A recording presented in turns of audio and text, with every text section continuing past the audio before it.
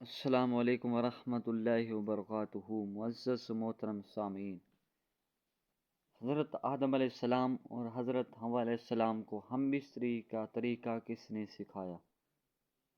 حدیث شریف بخاری جلد اول میں اللہ تعالیٰ نے جب حضرت جبریل علیہ السلام کو حکم فرمایا، جاؤ حضرت آدم علیہ السلام کے پاس اور انہیں حضرت حوا علیہ السلام کے ساتھ جمع کرنے کا حکم دو اور ہم بستری کے آداب بھی سکھاؤ۔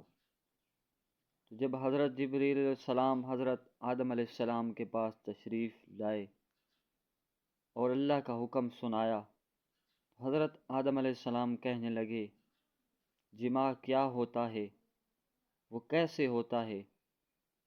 حضرت جبریل علیہ السلام نے حضرت آدم علیہ السلام کو حضرت آدم علیہ السلام اور حضرت حوا کی پہلی جاننے کے لیے اس ویڈیو کو آخر تک ضرور دیکھیں۔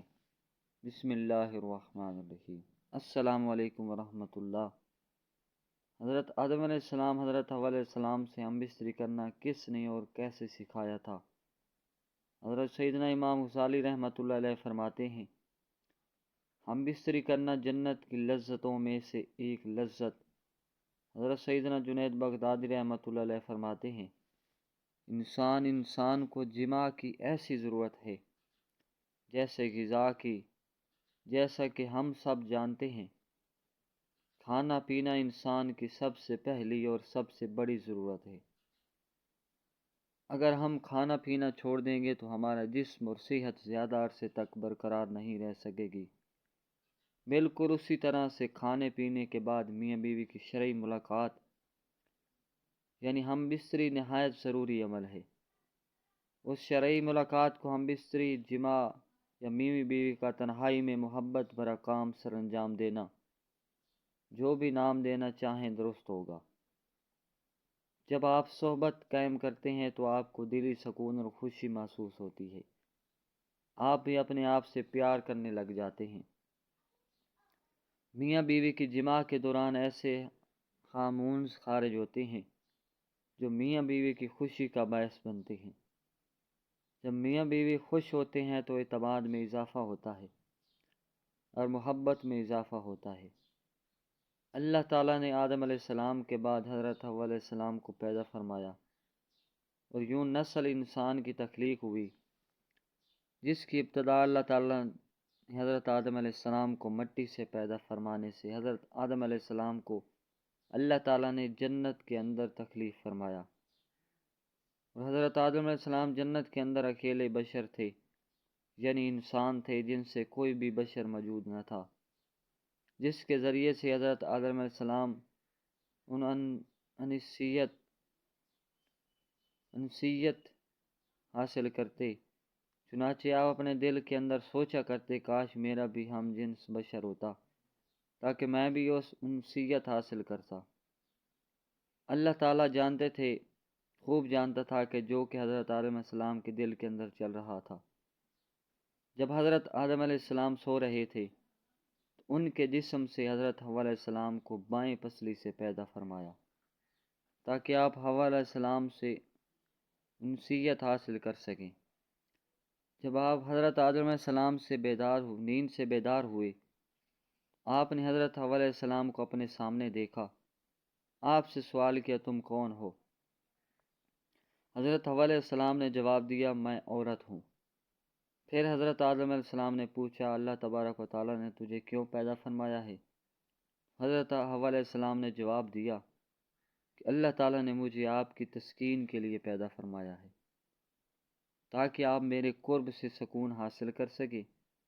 یہی وجہ ہے کہ حدیث پاک میں حضور صلی اللہ علیہ وآلہ وسلم نے ہمارے لڑکی اور کماری لڑکی کو مسکین قرار دیا ہے، کیونکہ دونوں کا کوئی منس نہیں ہوتا، لہٰذا جوان اولاد کی جلدی شادی کر دینی چاہیے تاکہ وہ میاں بیوی ایک دوسرے کے قرب سے سکون پا سکیں۔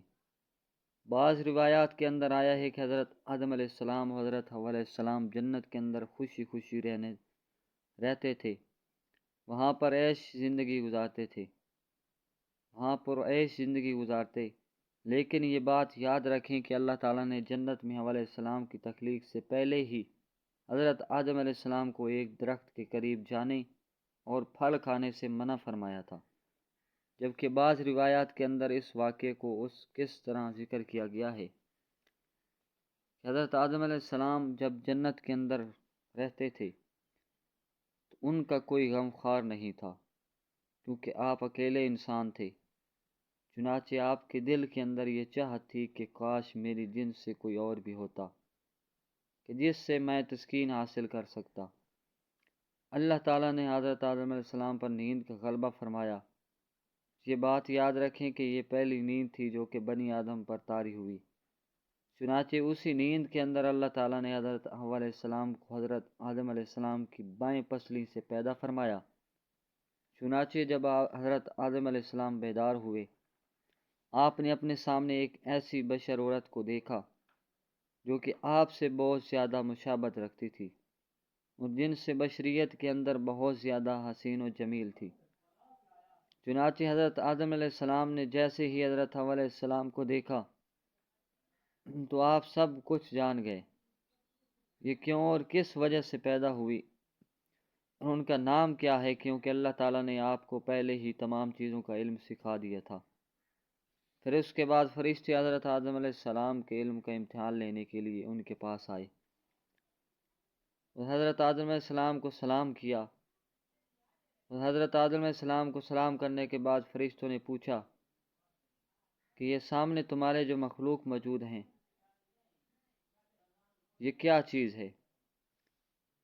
حضرت آدم علیہ السلام نے ارشاد فرمایا یہ عورت ہے۔ چنانچہ پھر ان فرشتوں نے دوسرا سوال یہ کیا کہ اس عورت کا نام کیا ہے؟ تو آپ نے فرمایا کہ اس کا نام حوا ہے، جس پر فرشتوں نے پھر سوال کیا ان کا نام حوا کیوں رکھا گیا ہے؟ حضرت آدم علیہ السلام نے جواب دیا کیونکہ ان کو ایک زندہ انسان سے پیدا فرمایا گیا ہے، اسی وجہ سے ان کا نام حوا علیہ السلام رکھا گیا۔ حضرت ابراہیم نخائی رحمۃ اللہ علیہ روایت کرتے ہیں جب اللہ تعالیٰ آدم علیہ السلام کو پیدا فرمایا تو اللہ تعالیٰ نے آدم علیہ السلام کی طرف ایک فرشتے کو بھیجا۔ آدم علیہ السلام کو جماع یعنی ہم بستری کا حکم دیا تو انہوں نے حضرت حوا علیہ السلام سے ہم بستری کی۔ چنانچہ جب حضرت آدم علیہ السلام نے جماع سے فارغ ہوئے تو حوا علیہ السلام نے کہا اے آدم میرے ساتھ اور زیادہ کرو۔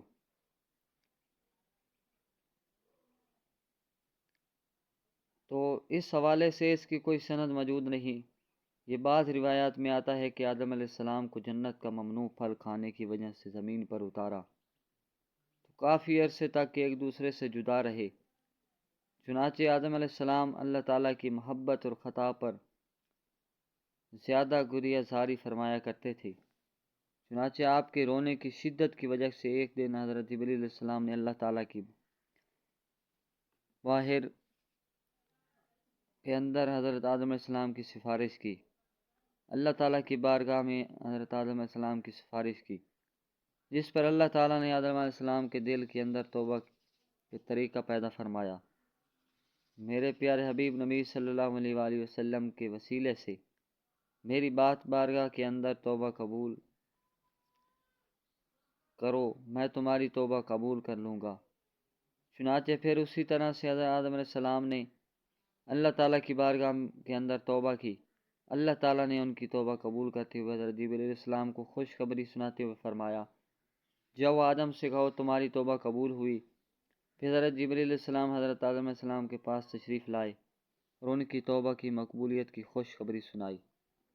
پھر حضرت آدم علیہ السلام کو لے کر آپ مکہ مکرمہ تشریف لائے، وہاں کعبۃ اللہ شریف کی حضرت آدم علیہ السلام نے بنیاد رکھی اور حجر اسود پتھر کو بھی نصب کیا جو کہ آپ کے ساتھ جنت سے آیا تھا۔ اس کے بعد حضرت آدم علیہ السلام نے حضرت حوا علیہ السلام سے میدان عرفات کے اندر دونوں کی ملاقات کروائی۔